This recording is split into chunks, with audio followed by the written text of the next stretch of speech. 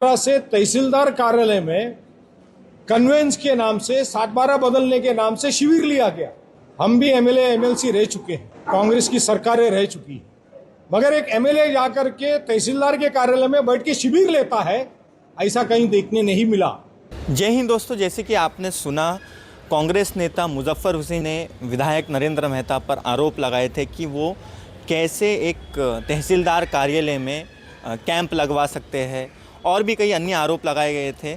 इस पर विधायक नरेंद्र मेहता ने जवाब देते हुए कहा कि ये जो मैं काम कर रहा था ये जनता के हित के लिए कर रहा था, और हमारी आज कुछ ऐसे सोसाइटी के मेंबर से भी बात हुई जिनका उस कैंप की वजह से फ़ायदा हुआ है, 7/12 पर उनका नाम चढ़ा है। आइए देखते हैं इस संबंध में विधायक नरेंद्र मेहता ने क्या कहा, और जो सोसाइटी के मेंबर्स हैं जिनका फ़ायदा हुआ है इस कैंप की वजह से, 7/12 पर नाम चढ़ गया है, और सालों से जो परेशान थे, चक्कर काट रहे थे, कोई 2 साल से, कोई 4 साल से, लेकिन ये कैंप की वजह से उनका 7/12 पर नाम चढ़ गया। आइए देखते हैं उन्होंने क्या कहा। देखिए, हम एलिना सोसाइटी से हैं, मैं वहाँ का सेक्रेटरी हूँ। मैं आप लोगों के माध्यम से श्री नरेंद्र मेहता जी का लाख लाख शुक्रिया धन्यवाद देना चाहता हूँ, क्योंकि 7/12 के लिए आज हमें बहुत जल्दी जो भी पेपर वाला जमा करने के बाद बहुत जल्दी उन्होंने काम करवा के दिया है, और उसका हम लोग एहसानमंद हैं। देखिए, ये चीज़ ऐसी है कि बहुत लोग अब कई दिनों से परेशान हैं और लोगों को गाइडलाइन नहीं मिलती थी, लेकिन उन्होंने प्रॉपर गाइडलाइन के थ्रू मीटिंग बुलवा करके पेपर अपना सबमिट करवा करके इन्होंने बहुत जल्दी में जल्दी लगभग 1 महीने के अंदर ही इन्होंने काम करवा के दिया है। उसके लिए हाँ, मैं वहाँ पे गया था, कैंप के थ्रू हुआ था। इन्होंने अपने हिसाब से जितना हो सका उन्होंने मदद की हमारी, और उन्होंने करवा के दिया। इसके लिए उनका धन्यवाद करना चाहते हैं। कितने साल से सर आप कोशिश कर रहे थे 7/12? हम तो 1.5-2 साल से कर रहे थे, हमारा 2 साल हो गया करके, लगभग 1.5 साल से कोशिश कर रहे थे। पर इनका फ़ोन हमको मिला, हमको जानकारी मिली, तो हमने उसका लगभग फ़ायदा उठाया और वहाँ पर गए थे कैंप में, और अपना पेपर वर्क सबमिट करने के बाद इन्होंने जल्दी में जल्दी इन्होंने 7/12 करवा के हमको करके दिया। उसके लिए हम इसके लिए शुक्रगुजार हैं। कोई चार्जेस वगैरह भी लगे? नहीं, कोई चार्जेस नहीं, इन्होंने फ्री करके दिया सर, और प्रॉपर गाइडलाइन के साथ में करके दिया है। कोई दिक्कत किसी प्रकार का कोई शुल्क नाही लिया गया? कोई शुल्क नहीं लिया गया। लोटस रिजन्सी सोसायटीकडून आम्ही आलो होतो.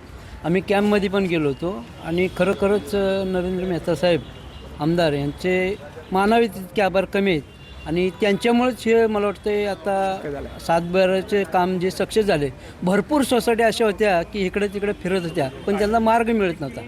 ह्या साहेबांमुळं एक चांगला मार्ग मिळाला, आणि जी अडकलेली लोकं होती मीरा भाईंदरमध्ये सगळे म्हणजे व्यवस्थित कारभार नव्हता. ह्या 7/12मुळं खरोखरच लोकांचं चांगलं काम झालेलं आहे असं, आणि त्याच्याबद्दल आमच्या सोसायटीतर्फे मी त्यांचं खूप खूप आभारी आहे. काही पैसे वगैरे लागले का? नाही, 1 रुपयासुद्धा आम्ही भरला नाही. आम्हाला भरपूर पैसे भरायला सांगितले. आम्ही एजंट थ्रू बी गेलो होतो, आम्ही बऱ्याच ठिकाणी फिरलो, पण आम्हाला असं काम होईल असं स्वप्नातसुद्धा वाटलं नव्हतं. पण खरोखर या साहेबांमुळं आमचं चांगलं काम झालं. त्याबद्दल पुन्हा एकदा या मीरा भाईंदरच्या सर्व अडकलेल्या सोसायटीतर्फे मी खरोखर त्यांचं पुन्हा एकदा आभार मानतो आणि धन्यवाद देतो त्यांना. सोसाइटी है आपकी, कहाँ से आए हैं? इब्राहिम टावर उत्तर नाका।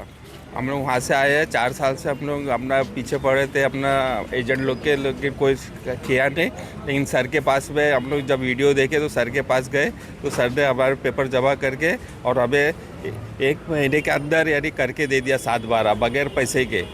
आप कैंप में गए थे? कैंप पे हाँ, हम लोग कैंप लगा था, हम लोग कैंप में ही गए थे। वहाँ से अपना काम करे तो फिर आज बुलाया गया कि 7/12 अपना हो गया तुम्हारा, तो लेके जाओ। Thank you. ये पूजा सोसाइटी साहिबानगर भाईंदर से। भाईंदर। तो ये आपने कितने दिन में प्रोसेस होके मिला? एक्चुअली 4 साल से हम लोग प्रोसेस में ही थे, बट हमको 7/12 का नाम तो उधर हम लोग गए थे, बट उन्होंने तभी बताया था कि अभी तक तुम्हारा ईस्ट इंडिया का नाम है तो तुम पहला पैसा भरो, तो हम लोग वेट कर रहे थे। फिर बाद में सर जी का सरकार भी नहीं था, तो हम लोग किसके बाद हम लोग थोड़ा टेंशन में ही थे। फिर अभी लास्ट संडे उन्होंने मीटिंग रखा और हमको जो आश्वासन दिया था वो एक हफ्ते में हमको करके दिया, तो हम उनके बहुत आभारी है और ऐसे आभारी रहेंगे उनके। और हमको ऐसे ही आमदार चाहिए जो हमारा काम तुरंत करे, और सबको यही निवेदन है कि आपका कोई प्रॉब्लम रहेगा तो एक बार आमदार सर से मिलो, आपका सोल्यूशन 100% यहाँ पे मिलता है। क्या सोसाइटी को कुछ पैसा भरना पड़ा? पैसा कुछ नहीं भरना पड़ा, कुछ पैसा तो अभी भरा नहीं, यहाँ पे पूरा निःशुल्क काम हुआ है। इसके लिए हम उनके नरेंद्र मेहता साहब का बहुत बहुत आभारी हैं। 4 साल का काम आपका 1 हफ्ते में हो गया। कैसे कहेंगे?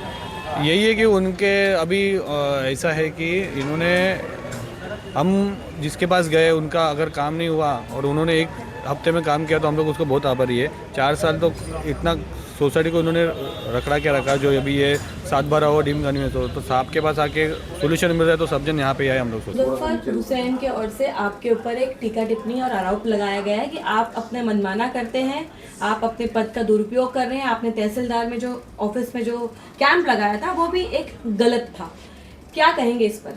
देखिए, कांग्रेस के पास कुछ बचा नहीं है। कांग्रेस जिंदा है ये कैसे बताएंगे?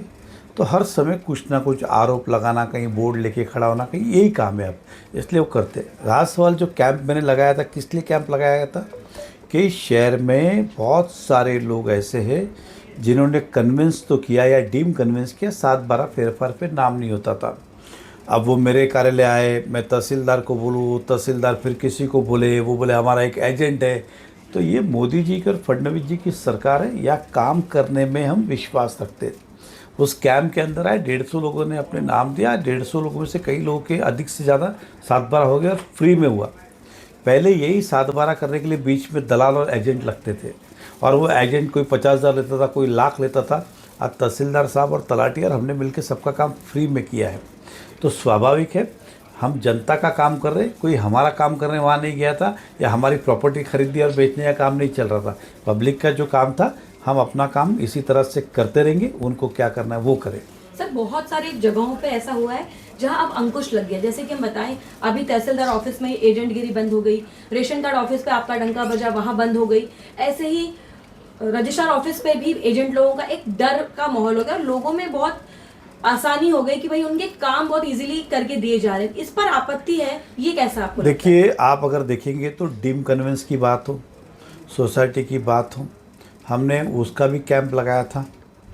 और वो कैंप हॉल में इसलिए लगाया क्योंकि उसमें हज़ारों की संख्या में थी। इतना बड़ा हॉल नहीं था, इसलिए 2 कैंप करने पड़े, सुबह में मिरौर, दोपहर को वेस्ट के अंदर। इतनी बड़ी संख्या में लोग थे। हमने अवेयरनेस का काम किया कि इसमें दलाल की आवश्यकता नहीं है, आप विश्वास रखिए, काम सब होंगे। फिर रेशनिंग का कैंप हमने लगाया, कई सारे लोगों का हुआ।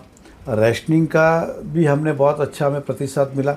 तो ये इस तरह का कैंप हम जो बार बार कर रहे हैं वो जनता की डिमांड पे कर रहे हैं। मैं नहीं चाहता कि जनता मेरे कैबिन तक आए, फिर मैं उन्हें लेटर दूँ या फ़ोन करूँ वहाँ जाओ, मैं भी आऊँ, ऑफिसर भी आए, क्या तकलीफ है बता, झट मंगनी झट ब्याह, ये वाला हमारा काम है। तो हमने जगह पे सारे निर्णय लिए, तो अच्छा ही काम कर रहे हैं। बंद हो गई है इसलिए तो आरोप प्रत्यारोप नहीं हो रहा है। नहीं, दुकानदारी तो जिनकी बंद हुई रहेगी, वो हो सकता है कि सभी कांग्रेस के लोग हो जिनकी दुकानदारी बंद हुई इसलिए उन्हें पिंच हो रहा है। बाकी तो जनता ने सराहा है। कई लोगों ने मुझे व्यक्तिगत तौर पे आशीर्वाद दिए कि मैं तो हम 5-5 साल से घूम रहे थे, ये काम नहीं हो पाया, आज हमारा काम हुआ है। कभी किसी ने ये कहा वो कहा, तो आज मैं तो ये मानता हूँ कि काम तो हमने किया, लेकिन लोगों का आशीर्वाद भी मिला।